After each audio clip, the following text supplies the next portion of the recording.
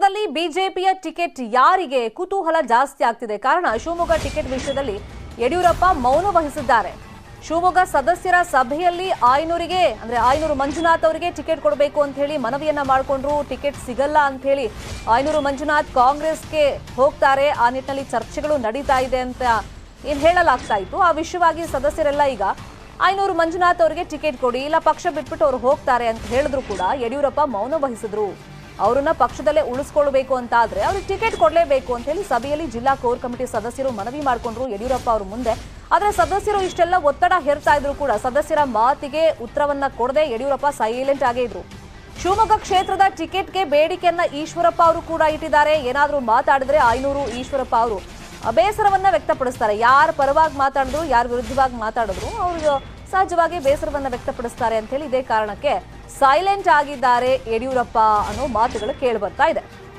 ಈಗ ಒಂದ್ ಕಡೆ ಯಡಿಯೂರಪ್ಪ ಅವರನ್ನೇ ಟಿಕೆಟ್ ಫೈನಲ್ ಮಾಡೋದಕ್ಕೆ ಸಿಎಂ ಕೂಡ ಪದೇ ಪದೇ ಹೇಳ್ತಾ ಇದ್ರು, ಯಡಿಯೂರಪ್ಪ ಅವ್ರು ಹೇಳ್ಬೇಕು ಈ ಬಗ್ಗೆ ಅಂತ ಹೇಳಿ. ಆದ್ರೆ ಈಗ ಶಿವಮೊಗ್ಗ ಕ್ಷೇತ್ರ ಏನಿದೆ ಅಲ್ಲಿ ಈಶ್ವರಪ್ಪ ಅವರೇ ಈ ಹಿಂದೆನೂ ಕಂಟೆಸ್ಟ್ ಮಾಡಿದ್ದು, ಹಾಲಿ ಶಾಸಕರಾಗಿದ್ದಾರೆ. ಆದ್ರೆ ಈ ಸಲ ಆಯನೂರು ಮಂಜುನಾಥ್ ಅವರಿಗೆ ಟಿಕೆಟ್ ಕೊಡಬೇಕು ಅನ್ನೋ ಒತ್ತಡಗಳು ಜಾಸ್ತಿ ಆಗ್ತಾ ಇದೆ. ಇದೇ ವಿಚಾರವಾಗಿ ಇನ್ನಷ್ಟು ಡೀಟೇಲ್ ಆಗಿ ಇನ್ಫಾರ್ಮೇಶನ್ ಕೊಡೋದಕ್ಕೆ ನೇರ ಸಂಪರ್ಕದಲ್ಲಿ ಜಾಯಿನ್ ಆಗಿದ್ರು ನಮ್ಮ political bureau reporter Krishna.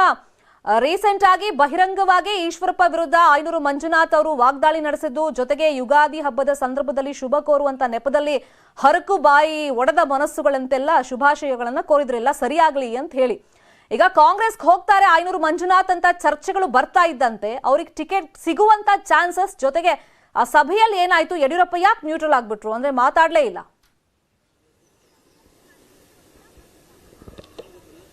Sharmita, ಇದುವರೆಗೂ ಕೂಡ ಶಿವಮೊಗ್ಗ ಟಿಕೆಟ್ ಒಂದು ವಿಚಾರವಾಗಿ ಎಲ್ಲೂ ಕೂಡ ಯಡಿಯೂರಪ್ಪನವರು ಮಾತಾಡಿಲ್ಲ. ಆದರೆ ಆಯನೂರು ಮಂಜುನಾಥ್ ಅವರು ಕಾಂಗ್ರೆಸ್ ಸೇರ್ತಾರೆ ಅನ್ನೋದ್ರ ಬಗ್ಗೆ ಮಾತ್ರ ಯಡಿಯೂರಪ್ಪನವರು ಮಾತಾಡಿದರೆ ಆ ತರದ ವಾತಾವರಣ ಇಲ್ಲ ಅನ್ನುವಂಥದ್ದು. ಮತ್ತೆ ಈಗಾಗಲೇ ಸ್ಥಳೀಯ ಮಟ್ಟದಲ್ಲೂ ಕೂಡ ಆಯನೂರು ಮಂಜುನಾಥ್ ಪರವಾಗಿ ದೊಡ್ಡ ಮಟ್ಟದಲ್ಲಿ ಒತ್ತಡ ಕೇಳಿ ಬರ್ತಾ ಇರುವಂತದ್ದು. ಶಿವಮೊಗ್ಗದಿಂದ ಆಯನೂರು ಮಂಜುನಾಥ್ ಅವರಿಗೆ ಟಿಕೆಟ್ ಅನ್ನು ಕೊಡಬೇಕು ಅನ್ನೋದು ಕೂಡ ಚರ್ಚೆ ಆಗ್ತಿರುವಂತದ್ದು. ನಿನ್ನೆ ನಡೆದಂತ ಸಭೆಯಲ್ಲೂ ಕೂಡ ಮುಖ್ಯವಾಗಿ ಜಿಲ್ಲಾ ಕೋರ್ ಕಮಿಟಿ ಸದಸ್ಯರು ಕೂಡ ಇದೇ ಅಭಿಪ್ರಾಯವನ್ನು ಕೂಡ ಮಂಡಿಸಿದರೆ ಆಯನೂರು ಮಂಜುನಾಥ್ ಅವರು ಈಗಾಗಲೇ ಕಾಂಗ್ರೆಸ್ ಇರೋದ್ರ ಬಗ್ಗೆ ದೊಡ್ಡ ಮಟ್ಟದ ಚರ್ಚೆ ಆಗ್ತಾ ಇದೆ. ಮತ್ತೆ ಕಾಂಗ್ರೆಸ್ ನಾಯಕರು ಅವರನ್ನ ಸಂಪರ್ಕದಲ್ಲಿದ್ದಾರೆ.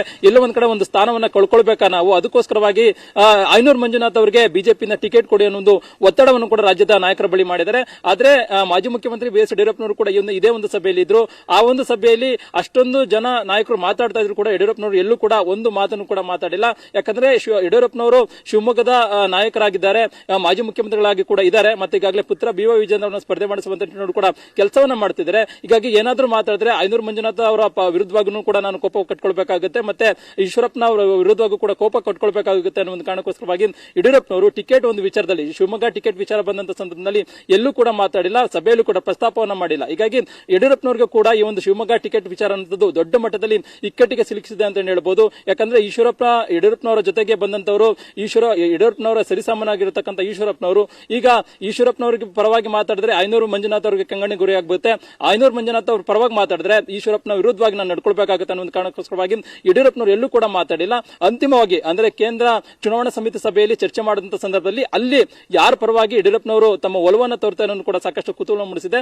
ಆದ್ರೆ ಸದ್ಯಕ್ಕಂತೂ ಆಯನೂರು ಮಂಜುನಾಥ್ ಅವರನ್ನ ಪಕ್ಷಕ್ಕೆ ಉಳಿಸಿಕೊಳ್ಳುವಂತ ನಿಟ್ಟಿನಲ್ಲಿ ಅವರಿಗೆ ಟಿಕೆಟ್ ಕೊಡುವಂತ ವಿಚಾರ ಕೂಡ ಚರ್ಚೆ ಆಗ್ತಾ ಇದೆ. ಆದ್ರೆ ಈಶ್ವರಪ್ಪ ಎಲ್ಲಿ ಈ ಒಂದು ರೆಬಲ್ ಆಗ್ತಾರೆ, ಯಾಕಂದ್ರೆ ಈಶ್ವರಪ್ಪನವರು ಕೂಡ ಶಿವಮೊಗ್ಗದಲ್ಲಿ ಟಿಕೆಟ್ ಆಕಾಂಕ್ಷಿಯಾಗಿದ್ದಾರೆ. ಈಗಾಗಲೇ ಪ್ರಮುಖವಾಗಿ ವಿಜಯ ಸಂಕಲ್ಪ ರಥಯಾತ್ರೆಯನ್ನ ನೇತೃತ್ವವನ್ನು ವಹಿಸಿಕೊಂಡು ಇಡೀ ರಾಜ್ಯಾದ್ಯಂತ ಪ್ರವಾಸವನ್ನು ಮಾಡೋದ್ರ ಮುಖಾಂತರವಾಗಿ ಪಕ್ಷ ಸಂಘಟನೆಯನ್ನು ಕೂಡ ಸಮರ್ಥವಾಗಿ ನಿಭಾಯಿಸಿದ್ದಾರೆ. ಅದ್ರ ಜೊತೆಗೆ ಪಕ್ಷದ ನಾಯಕರ ಪರವಾಗಿ ಕೂಡ ಸಮರ್ಥನೆಯನ್ನ ಮಾಡ್ಕೊಳ್ತಾ ಇದ್ದಾರೆ. ಇಂತಹ ಸಂದರ್ಭದಲ್ಲಿ ತಮಗೆ ಟಿಕೆಟ್ ಸಿಕ್ಕಿಲ್ಲ ಅಂತಂದ್ರೆ ಈಶ್ವರಪ್ಪನವರು ಕೂಡ ಬೇರೆ ರೀತಿಯ ನಿರ್ಧಾರವನ್ನು ಕೈಗೊಳ್ಳಬಹುದು. ಮತ್ತೆ ಸ್ಥಳೀಯ ಮಟ್ಟದ ನಾಯಕರಾಗಿರುವಂತಹ ಕಾರಣಕ್ಕೋಸ್ಕರವಾಗಿ ಬಿ ವೈ ವಿಜೇಂದ್ರ ಸೇರಿದಂತೆ ಪ್ರಮುಖವಾದಂತಹ ಬಿಜೆಪಿ ಅಭ್ಯರ್ಥಿಗಳ ವಿರುದ್ಧವಾಗೂ ಕೂಡ ಕೆಲಸವನ್ನ ಮಾಡಬಹುದು. ಅದಕ್ಕೋಸ್ಕರವಾಗಿ ಒಂದು ರೀತಿ ಶಿವಮೊಗ್ಗ ಟಿಕೆಟ್ ವಿಚಾರ ಒಂದು ರೀತಿ ರಾಜ್ಯದ ಬಿಜೆಪಿ ನಾಯಕರಿಗೆ ಜೊತೆಗೆ ಯಡಿಯೂರಪ್ಪನವರಿಗೆ ಒಂದು ರೀತಿ ಚಿಂತೆ ಆಗಿರುವಂತದ್ದು. Sharmita, thank you Krishna. ಈ ಕ್ಷಣದ ಅಪ್ಡೇಟ್ಸ್ಗೆ ಎರಡನೇ ದಿನದ ಬಿಜೆಪಿ ಜಿಲ್ಲಾ ಕೋರ್ ಕಮಿಟಿ